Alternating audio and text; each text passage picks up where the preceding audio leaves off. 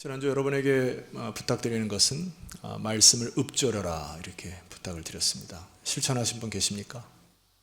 예. 말씀을 듣고 실천할 때 여러분 살아날 거예요. 아침에 눈을 떠서 먼저 하나님께 감사의 기도를 드리십시오. 하나님, 오늘도 새 생명을 허락하셨습니다. 그리고 지난밤에도 지켜주셨습니다. 그리고 옆을 보는 거죠.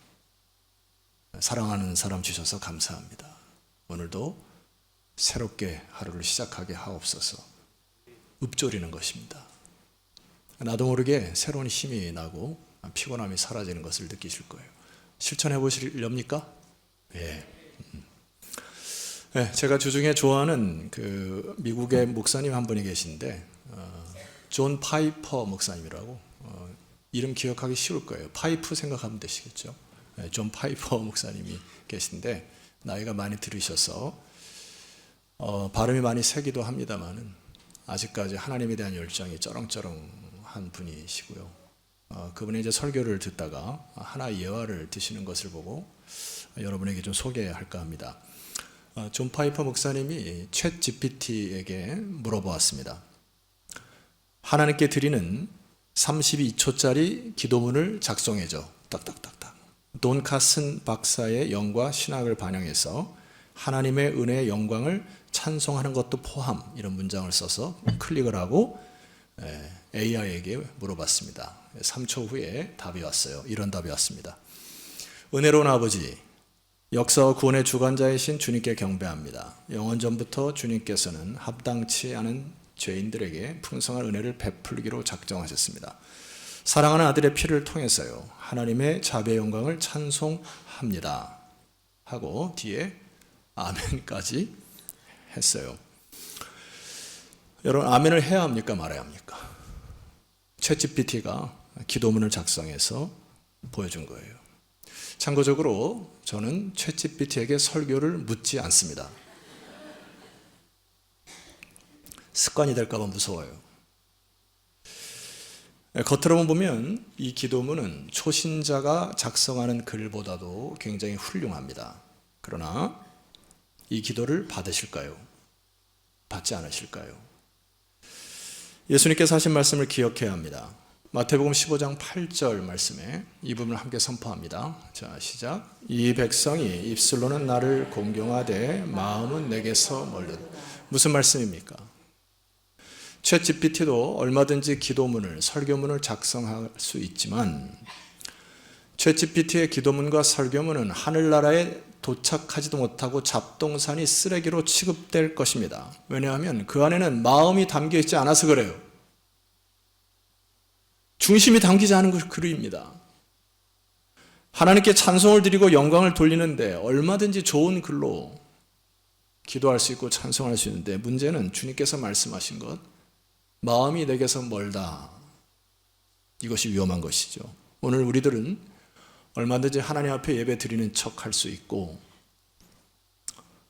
기도하는 척 할 수 있고, 찬송 드리는 척 할 수 있지만 문제는 내 안에 하나님을 향한 뜨거운 사랑, 그 중심 잃어버리면 아무것도 아니란 얘기입니다. 우리는 다시 이 시대에 본질로 돌아가야 할 이유가 여기 있는 것이죠. 성경은 하나님께서 오늘 인간을 만드신 목적에 대하여 여러분 다시 한번 제가 여러분에게 선포합니다. 이사야 43장 21절에 보니까 이런 말씀이 있어요. 아시는 분 한번 선포해 볼까요? 자, 시작. 이 백성은 내가 나를 위하여 지었나니 나를 찬송하게 하려 함이니라. 이 문장에서 뭘 뺄 수도 없고 더 집어넣을 수도 없고, 하나님이 이 온 우주 만물을 창조했는데 그 목적이 뭐냐니까 내가 나를 위하여 지었다 했고 그 백성들을 찬송하게 하려 한다, 이렇게 얘기를 했습니다. 여러분, 이게 도대체 누구를 위한 것입니까? 하나님이 욕심쟁이신가요? 아니면 독재자입니까? 그러니까 찬양받지 못해서 안달나신 분입니까? 제가 최근에 이 정부와 지금 사이비 종교와 이제 전쟁을 벌인 듯한 느낌이 들어요. 그래서 주중에는 이제 그 유튜브를 통해서 통일교를 잠입 취재했던 한 기자의 그 동영상을 봤는데 제가 생각한 것 이상으로 너무나 위험한 집단이더라고요.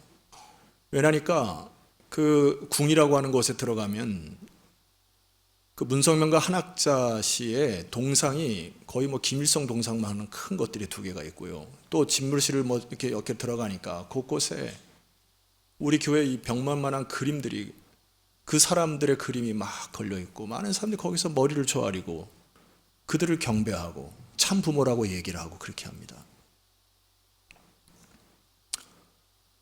여러분, 하나님이 그런 걸 원하시는 겁니까? 내 백성을 지었던 목적이 그렇게 독재자처럼 이단 교주처럼 하나님 그걸 받으시기 원합니까? 원하시는 겁니까? 저는 그렇게 생각 안 합니다.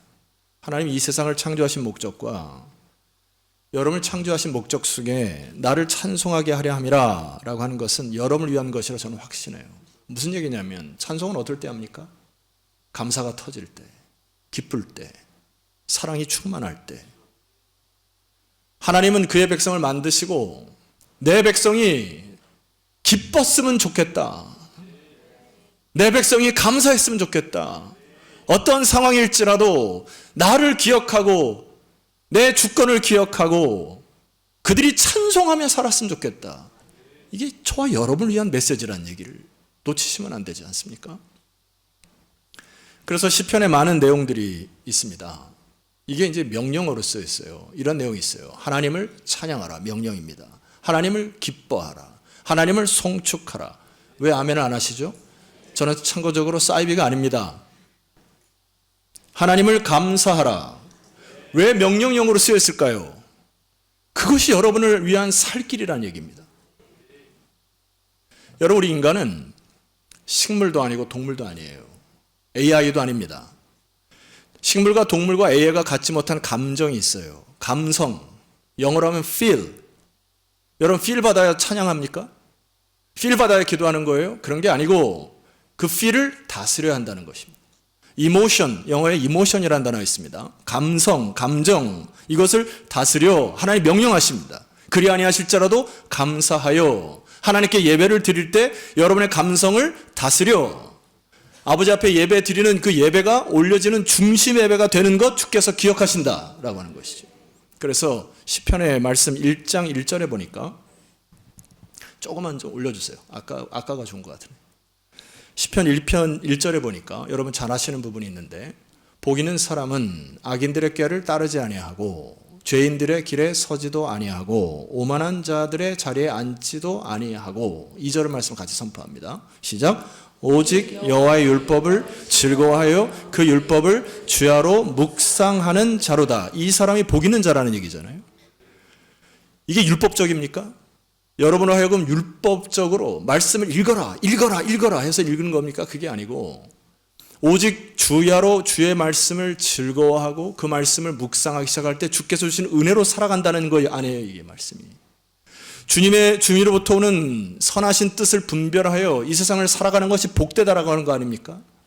그래서 하나님을 중심으로 하나님에 대한 사랑과 하나님에 대한 인식이 더 깊어지면 이런 결과가 나와요. 3절 말씀 보니까 그는 시냇가에 심은 나무가 철을 따라 열매를 맺고 그 잎사귀가 마르지 않은 것 같이 다 같이요. 그가 하는 모든 일이 다 형통하리로다. 근데 이 시편 1편의 시인의 마지막 고백은 뭡니까? 악인들은 그렇지 않다는 얘기입니다. 무릇 의인들의 길은 여호와께서 인정하시나 악인들의 길은 망할 것이다. 무슨 얘기입니까? 여기 악인들은 무슨 악인들이에요? 하나님을 최우선순위로 두지 아니하는 자들은 악한 것입니다. 하나님을 최상의 가치로 두지 아니하고 이 세상을 살아가면서 성공이나 물질이나 명예나 이런 것을 최가치로 두는 사람들은 그것을 붙들고 사는 사람들은 그것이 그들을 지탱하지 못할 것이다. 종국의 죽음이 앞둘 때에 평생 동안 내가 붙들었던 물질이, 평생 동안 내가 붙들었던 건강의 복이, 평생 동안 내가 붙들었던 명예와 성공이 나의 영혼을 책임질 수가 없다. 악인들은 망할 것이다. 페리시라는 단어를 써요. 영어 성경에 보니까. 그들은 망할 것이다. 여러분, 오늘 다윗의 고백을 통해서 여러분들이 복 있는 사람들의 대열에 서시기를 주의 이름으로 축원합니다. 오늘 소재를 보면은 이렇게 기록되어 있어요. 조금만 이렇게 클리어하게 해주시면 좋겠어요. 예. 소재 가운데 이런 소재가 있습니다. 10사람이 사울에게 이르러 말하기를 다윗이 우리가 있는 곳에 숨지 아니하였나니까 하던 때에, 그림을 잠깐 봐주시면은 다윗이 지금 도망자의 신분 속에서 저기 기브아로부터 시작해서 가드, 아둘람, 이게 남유다의 그림을 나타내는데 마치 그 하이나들에 쫓겨서 어린 사자가 막 도망가는 듯한 느낌으로 곳곳에서 이제 도망을 하게 됩니다. 이게 심적으로 굉장히 어려웠겠죠. 왜냐하면 도망자의 신분이니까. 그래서 여러분 집에 가서 오늘 숙제 하나 내드릴게요. 불쾌지수 높아집니까? 그러면 할 사람 하고 안 할 사람 하지 않으셔도 돼요. 시편 54편에서 59편이 바로 이 도망자의 신분에서 썼던 시이니까 집에 가서 한번 읽어보면 굉장히 도움이 될 것입니다. 불쾌지수 안 높아지죠? 네. 참으로 억울하고 답답하고 참담한 때 이 시를 쓰게 됩니다. 여러분 제가 시인인 거 아시죠? 시를 어떨 때 씁니까? 사랑이 막 묻어날 때 시가 씌어지고 정말 어렵고 힘들 때, 참담할 때, 누구에게 말을 못할 때 하나님 앞에서 내 마음속에 이 감성을 올려서 시를 쓰게 됩니다. 이때 쓴 다윗의 시가 그가 당하고 어려운 참담함 속에서 그 시를 썼단 말이에요. 다시 한번 저 그림을 보여주시면 머릿속에 좀 지도를 좀 넣었으면 좋겠는데, 저 그일라라는 곳이 보입니까? 사무엘상 23장에 제가 3년 전에 아주 디테일하게 설명드렸던 땅 그일라이고, 오늘은 저기 10광야, 마온 요 정도까지 여러분 말씀을 드리는데, 저 그일라 땅에 지금 도망자의 신분으로 저기 갔는데 그일라 주민들이 SOS를 청하는 거예요. 지금 블레셋 군대가 쳐들어서 우리가 죽게 생겼으니 다윗이여 도와주십시오, 이렇게 얘기한 겁니다. 그래서 2번씩이나 여호와께 묻고 그일라 땅으로 달려갑니다. 심지어 장수들까지 반대해요. 거기 가면 도가내든 쥐입니다. 우리의 신분을 좀 아세요, 이렇게 하는데도 다윗이 여호와께 붙잡아서 그일라 땅으로 갑니다. 가서 구해내요. 그랬더니 어떤 결과를 얻습니까? 그일라 주민들이 배반을 합니다. 그런 경험 있잖아요. 막 호적되는 사람 구해놨더니, 여러분 예를 들어서 막 경제적으로 어려운 사람 구해냈더니 보따리 내놔라, 이런 심정 경험해 보셨죠? 정말 어려워서 손잡아줬더니 이게 뭐냐, 더 큰 것을 요구하는 거. 지금 다윗의 심정입니다. 이 심정을 가지고 도망한 것이 10광야인데 발음을 잘해야 돼요. 욕같이 들립니다. 10광야. 10광야로 왜 갔는 줄 아세요? 거기는 다윗이 유다 지파인데 유다 지파의 족속들이 모여 사는 지역입니다. 그러니까 친족들에게 가서 자기를 도와달라 한 것이죠. 그런데 아시다시피 10광야에 있는 이 민족이 배반을 합니다. 우리 속담에 그런 거 있죠? 믿는 도끼에 뭘 지켰어요? 발등 지켰습니다. 그래서 또 도망을 해요. 그래서 하길라 산이라고 하는 곳에 숨습니다. 그런데 어떤 일이 벌어지냐면은, 여러분 사무엘상 26장 화면을 통해 봐주세요. 제가 읽습니다. 사실 이 부분을 읽고 열받아가지고 읽기도 싫더라고요. 10사람이, 발음 잘하라 했죠? 기브아에 와서 사울에게 말하 이르되 다윗이 광야 앞 하길라 산에 숨지 아니하였나이까. 뭐 한 거예요? 고자질한 겁니다. 2절, 사울이 일어나 10광야에서 다윗을 찾으려고 이스라엘에서 택한 사람 3,000명과 함께 10광야로 내려갔습니다. 지금 상황이 전라도 말로 징합니다. 징해요. 자기를 살려줬는데 2번씩이나 배반을 당합니다.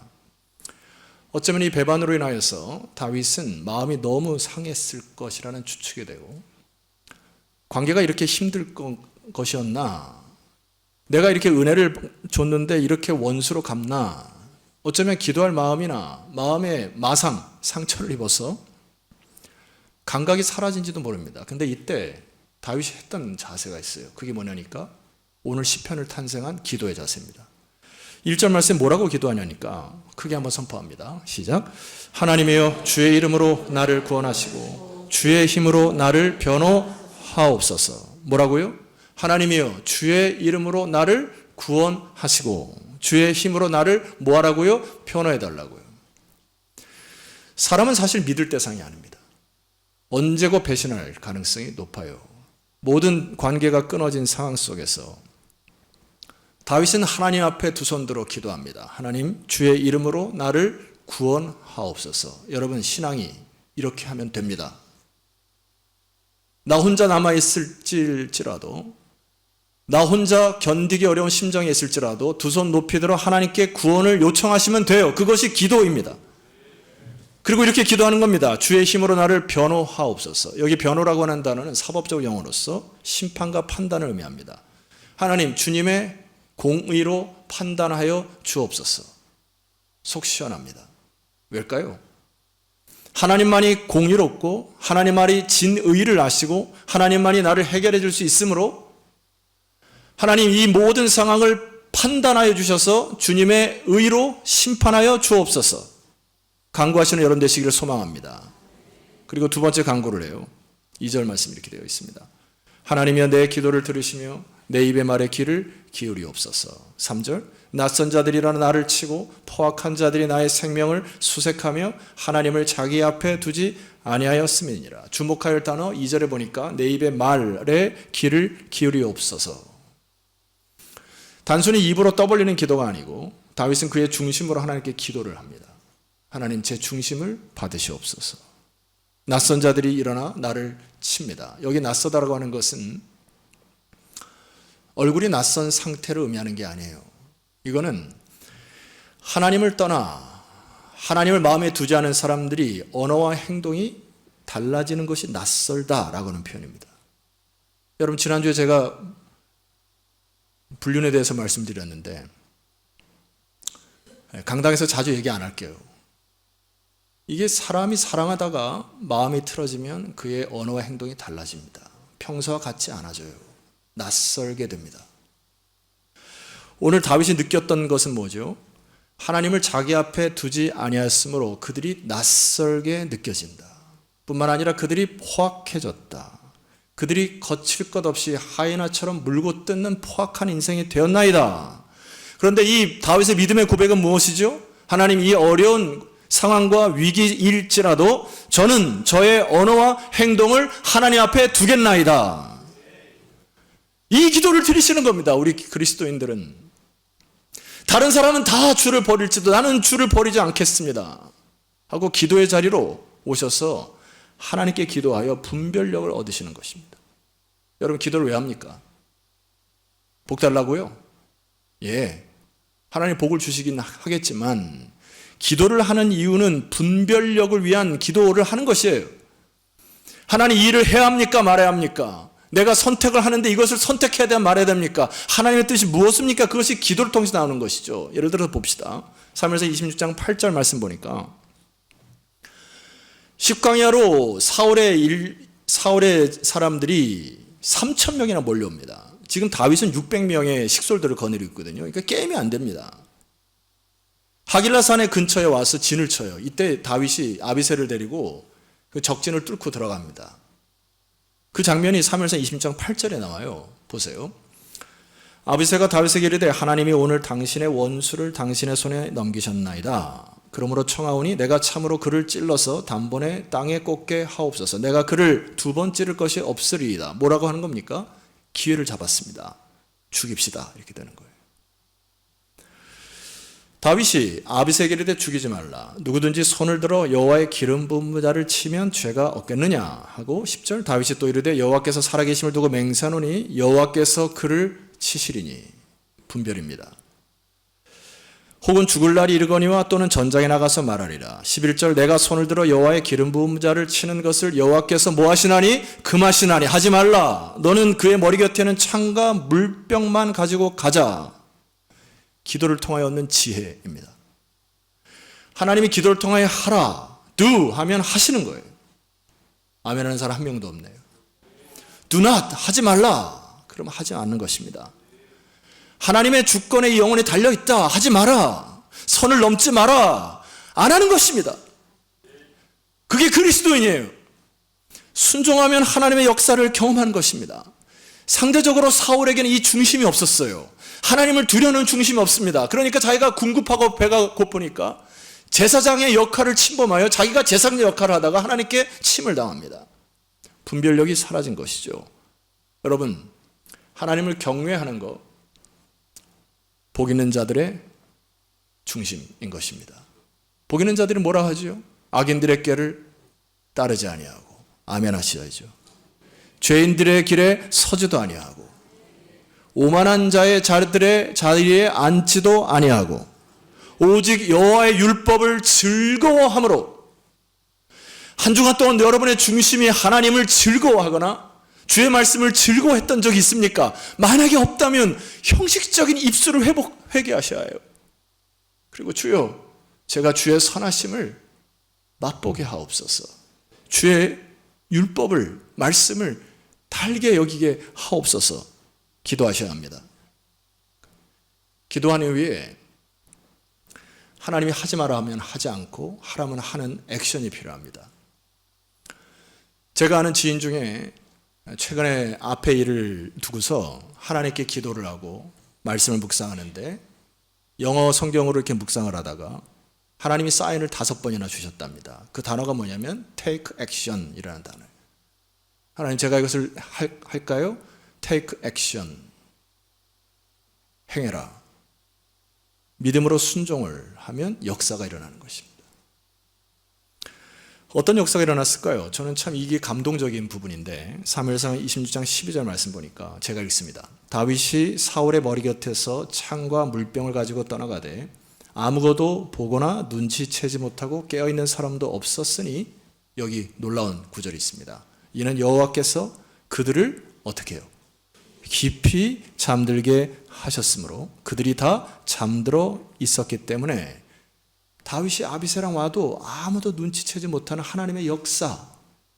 아, 그때 내가 적진을 향해 들어갈 때 하나님이 나를 보호하셨구나라는 고백인 것이에요. 이게 하나님의 역사입니다. 여러분, 하나님 편에 서시는 여러분 되시기를 소망해요. 그것이 신앙인 거예요.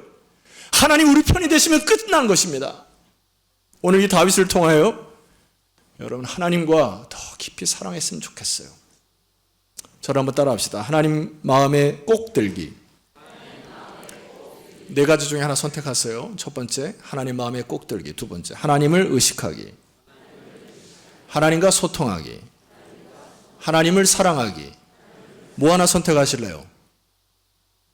1, 2, 3번, 4번 다 하셔야지. 뭘 그걸 선택하고 앉아있어요. 예.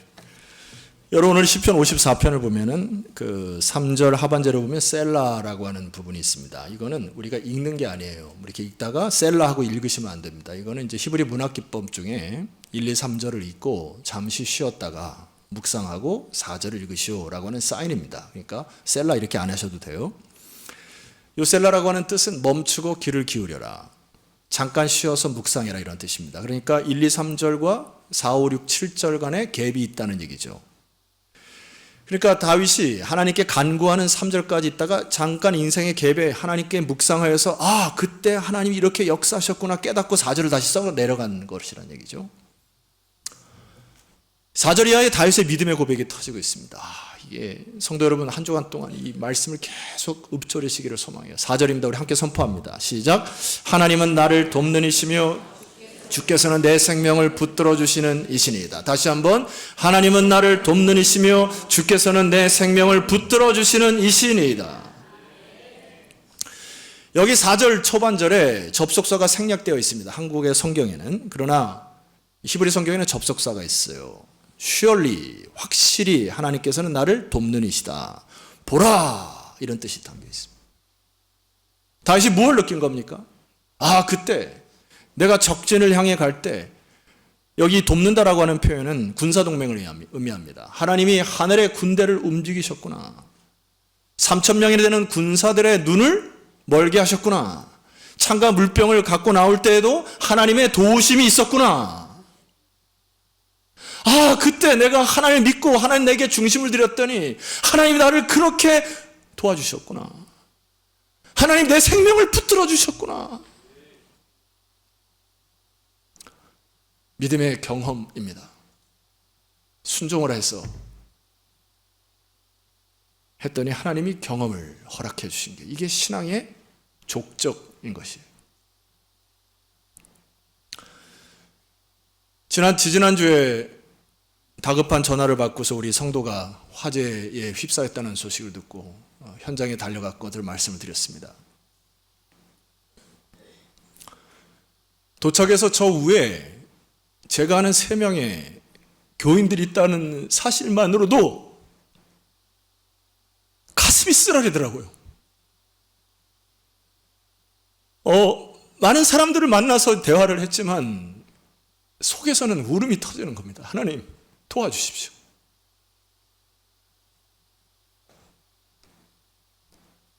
그렇게 되더라고요, 이게. 어느 분하고 이 사건을 이제 대화를 하다가 그분이 이런 대화를 하더라고요. 하나님이 생명 싸게로 싸주셨구나. 이런 표현을 하더라고요. 맞다 싶습니다. 어렵고 힘든 상황 속에서 우리의 간절한 기도를 들으시고 생명 싸게로 싸셔서 새 생명을 주셨구나. 여러분, 이 경험이 너무나 중요한 것이죠. 우리 인생 가운데. 여기에 해결책이 있는 겁니다. 아무도 나를 돕지 않을지라도 주님은 나를 돕는 이시고 내 생명을 붙들어 주시는 이신이구나. 이게 믿음의 고백 아닙니까? 이제는 다윗의 마음속에 억울함이나 절망을 찾아볼 수가 없어요. 5절 말씀 보세요. 주께서는 내 원수에게 악으로 갚으시리니 주의 성실하심으로 그들을 멸하시옵소서. 주여, 원수들이 득실득실되지만 제가 악으로 갚지 않겠나이다. 여기 단어 쓰는 슈브라는 단어가 있습니다. 여러분 많이 들으셨죠? 슈브라고 하는 단어는 턴백, 돌이키다 라는 뜻입니다. 우리말로 하면 반사 이거죠. 어렸을 때 반사 놀이 많이 하셨죠? 누가 뭐 하면 반사, 너 가져 이런 거잖아. 네가 해 뭐 이런 거잖아요. 하나님, 주님께서 공의와 판단으로 심판하셔서 악을 악으로 갚아 주옵소서. 제 손에 피를 묻히지 않겠습니다. 그리고 6절에 보니까 낙헌제로 하나님께 제사를 드리겠다 합니다. 여러분, 낙헌제는 구약에 7절기가 있고 5대 제사가 있습니다. 5가지의 절기는 기본적으로 드려야 되는 거고요. 오늘날로 말하면 우리가 하나님의 크리스찬으로 하나님께 드려야 될 11조의 헌금 같은 거는 기본적으로 드려야 되는 부분인데, 이거는 감사원과 같은 감사제예요. 5대 제사를 드리고 나서 하나님께 더 감사하면 낙헌제로 드리는 감사입니다. 지금 다윗의 마음속에 뭐가 터지고 있습니까? 감사가 터지고 있어요. 6절 말씀입니다. 내가 낙헌제로 주께 제사하리이다. 여호와여, 주의 이름에 뭐하오리니? 감사하오리니. 주의 이름이 선하심입니다. 하나님은 모든 것을 합력하여 선을 이루시는 분이기 때문에 내가 내 마음속에 낙헌제로 주 앞에 감사 제사를 드리오니 내 입술의 고백을 받으시옵소서. 이게 여러분의 입술이 회복되기를 소망합니다. 하나님 예배를 받으시는 것이죠. 7절입니다. 제가 오늘 설교 제목을 삼았던 부분인데, 참으로 주께서는 모든 환난에서 나를 건지시고 내 원수가 보응받는 것을 내 눈이 똑똑히 보게 하셨나이다. 우리 주님의 역사입니다. 여러분도 생명 싸게로 주께서 싸실 줄 믿습니다. 결론적으로 하나 말씀드릴 게 있어요. A.W. 토저라는 분이 있습니다. 제가 가끔 언급하는 설교자인데, 정규 신학교도 나오지 않은 분인데 굉장히 깊은 설교가인 중에 하나이십니다. 근데 이분의 그 설교의 문장 가운데 주로 쓰시는 문장이 있어요. 그게 이런 문장입니다. 여러분 크게 한번 읽어보시죠. 자, 시작. 다시 한번 합시다. 크게 유형할 거. 시작. 우리는 돌이킬 수 없는 강을 건넌 사람들. 우리 옆지책에 고백합시다. 당신은 돌이킬 수 없는 강을 건넜소.